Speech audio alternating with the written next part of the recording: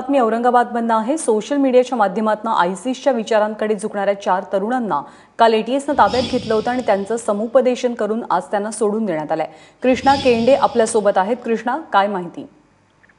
औरंगाबादेतल्या city चौक आणि इतर भागातून 4 तरुणांना एटीएसने काल ताब्यात घेतले होतं आणि त्यांच्यावरती संशय होता की हे 4ही तरुण जे आहेत ते वेबसाईटच्या माध्यमातून, सोशल मीडियाच्या माध्यमातून आयसिसच्या संपर्कात होते।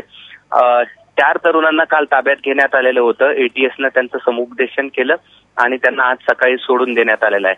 आजही 2 तरुणांना एटीएस ताब्यात घेण्याची शक्यता आहे आणि ते देखील 2 तरुण आयसिसच्या सोशल मीडियाद्वारे संपर्कात होते असल्याची माहिती एटीएसला आहे। एटीएस काही तरुण औरंगाबादमध्ये आयसीएसच्या संपर्कात होते, त्याच्यावरती नजर ठेवून होते आणि त्यानंतर ही सगळी कारवाई करण्यात आलेली आहे।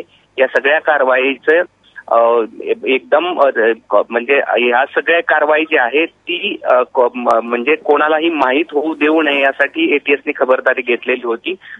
4 तरुणांना ताब्यात घेऊन त्यांचं समुपदेशन केलेलं आहे। 2 तरुणांना आज एटीएस ताब्यात घेण्याची शक्यता आहे आणि ही सगळी माहिती एटीएसच्या सूत्रांनी दिलेली आहे।